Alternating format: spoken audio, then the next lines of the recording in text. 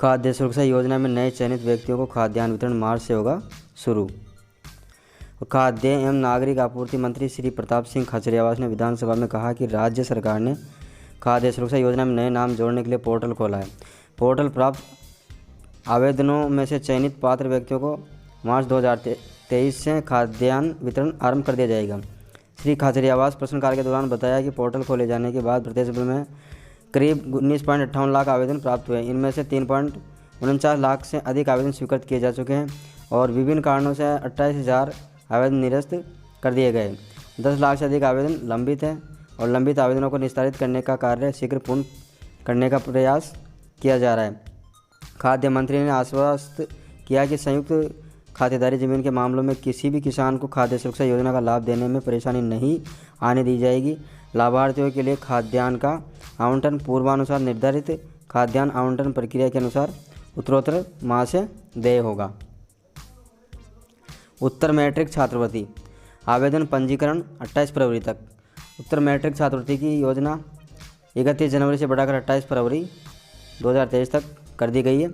इसमें शैक्षणिक सत्र 2022-23 में पढ़ रहे राजस्थान के मूल निवासी जो अनुसूचित जाति, अनुसूचित जनजाति तथा अन्य पिछड़ा वर्ग और आर्थिक पिछड़ा वर्ग तथा अति पिछड़ा वर्ग, विमंतु, घुमंतु एवं अर्ध घुमंतु वर्गों के से संबंधित मुख्यमंत्री सर्वजन उच्च शिक्षा उत्तर मैट्रिक छात्रवृत्ति के लिए आवेदन 31 जनवरी के बजाय अब 28 फरवरी तक कर सकते हैं। प्रदेश की राजकीय एवं निजी मान्यता प्राप्त शिक्षण संस्थाओं एवं राज्य के बाहर की राजकीय या राष्ट्रीय स्तर की प्रशिक्षण संस्थाओं के पाठ्यक्रमों में अध्ययनरत विद्यार्थी इसके लिए पात्र हैं। आवेदन और पंजीकरण विभाग की वेबसाइट sji.rajasthan.gov.in या SSO पोर्टल पर किया जा सकता है।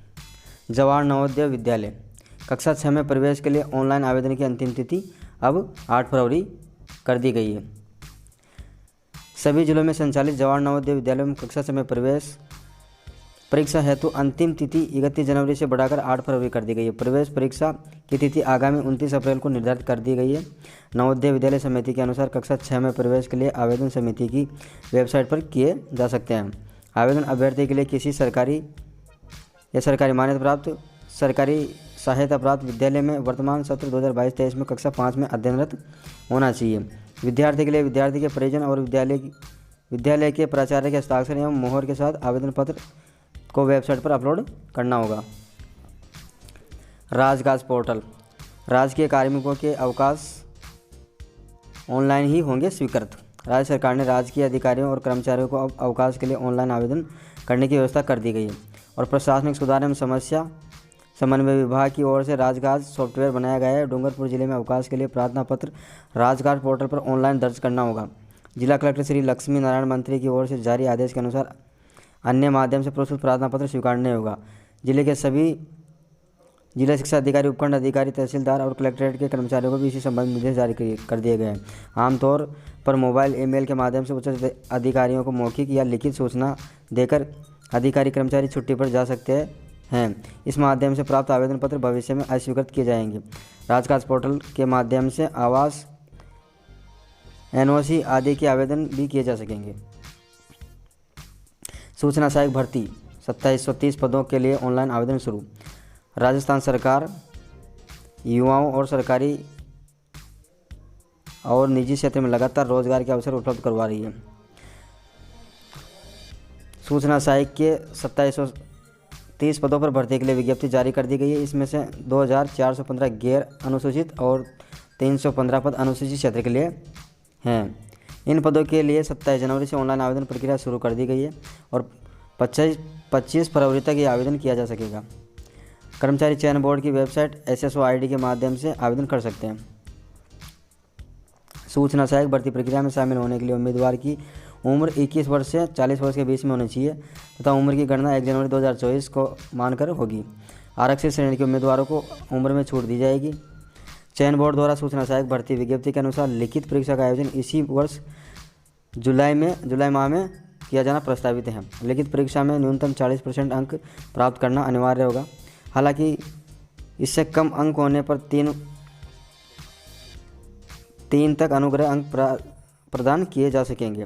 योग्यता उम्मीदवारों को किसी भी मान्यता प्राप्त विश्वविद्यालय से कंप्यूटर साइंस या कंप्यूटर टेक्नोलॉजी या कंप्यूटर एप्लीकेशन या कंप्यूटर साइंस और तकनीकी या इलेक्ट्रॉनिक्स और कम्युनिकेशंस या आईटी में स्नातक या उच्च स्तर या इसके समतुल्य डिग्री होनी चाहिए, अर्थात बीए के साथ में पीजीडीसीए हो या फिर कंप्यूटर साइंस में बीए किया हो या फिर बीएससी या बीटेक आईटी में किया हो।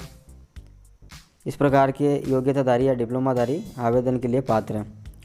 हिंदी और अंग्रेजी भाषा में प्रति मिनट कम से कम 20 शब्द प्रति मिनट की टाइपिंग स्पीड भी होनी चाहिए। साथ ही हिंदी की देवनागरी लिपि में कार्य करने का लिए आदमी सक्षम होना चाहिए। ऐसे व्यक्ति भी आवेदन कर सकते हैं जो भर्ती के लिए आवश्यक पाठ्यक्रम के अंतिम परीक्षा में उपस्थित हुआ है या सम्मिलित हुआ है, वो भी आप आवेदन कर सकते हैं।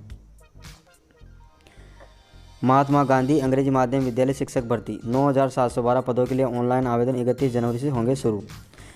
विषयवार पदों की संख्या, गैर अनुसूचित क्षेत्र में सहायक अध्यापक लेवल प्रथम 6,670 और सहायक अध्यापक लेवल द्वितीय अंग्रेजी 1219 और सहायक अध्यापक लेवल द्वितीय गणित 1219 और कुल पद 9,108। अनुसूचित क्षेत्र में सहायक अध्यापक लेवल प्रथम के 470 हैं और सहायक अध्यापक लेवल द्वितीय अंग्रेजी की 67 है और सहायक अध्यापक लेवल द्वितीय गणित 67, कुल पद 604।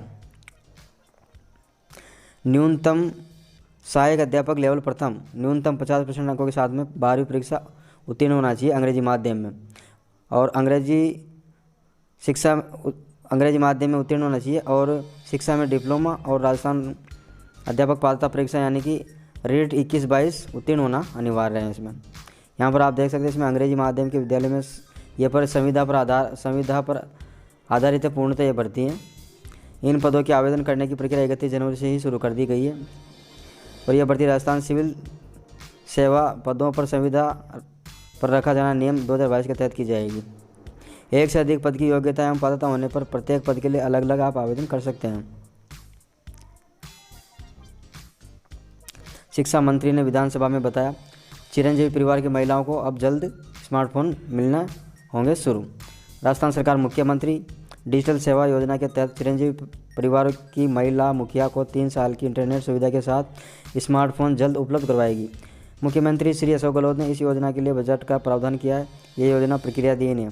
शिक्षा मंत्री डॉक्टर बी.डी. कल्ला ने विधानसभा में बताया कि वर्ष 2022 की बजट घोषणा के अनुसार चिरंजीवी योजना से जुड़े परिवार की महिला मुखिया को स्मार्टफोन दिया जाएगा। योजना के लिए बजट में 1200 करोड़ रुपये का प्रावधान किया गया था।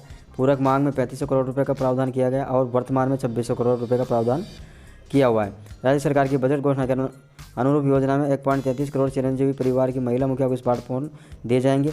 वर्तमान में जनवरी 2023 तक राजस्थान में कुल 1,37,82,951 परिवार चिरंजीवी स्वास्थ्य बीमा योजना में पंजीकृत हैं।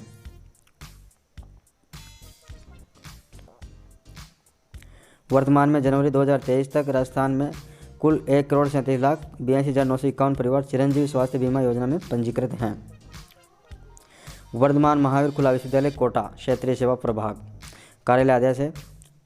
विश्वविद्यालय द्वारा संचालित सभी शैक्षिक कार्यक्रमों में प्रवेश आवेदन करने की अंतिम तिथि 31 जनवरी 2023 से बढ़ाकर अब 28 फरवरी कर दी गई। साथ ही MBA MCA प्रवेश परीक्षा आवेदन की अंतिम तिथि भी 31 जनवरी से बढ़ाकर 28 फरवरी 2023 तक कर दी गई। ये आदेश माननीय कुलपति महोदय द्वारा अनुमोदित है। कोटा विश्वविद्यालय कोटा सेमेस्टर परीक्षा या मुख्य परीक्षा 2023 हेतु ऑनलाइन परीक्षा या नामांकन आवेदन पत्र भरने संबंधी संशोधित विज्ञप्ति यानी कि सामान्य परीक्षा शुल्क के साथ में आवेदन 28 जनवरी से 8 फरवरी तक भरे जा सकेंगे। वहीं 100 रुपये विलम्ब शुल्क के साथ में 9 फरवरी से 13 फरवरी तक भरे जा सकेंगे और परीक्षा शुल्क के बराबर शुल्क के साथ ऑनलाइन आवेदन भरने की तिथि 14 फरवरी से 19 फरवरी 2023 तक है और आप महाविद्यालय में 25 फरवरी 2023 के पहले हार्ड कॉपी जमा करा सकेंगे। नोट, जो परीक्षार्थी पूर्व परीक्षा 2022 में शामिल हुए हैं उनके लिए परीक्षा आवेदन पत्र भरने का कार्यक्रम अलग से जारी किया जाएगा, जो कि कोटा यूनिवर्सिटी की ऑफिशियल वेबसाइट पर प्रसारित कर दिया जाएगा।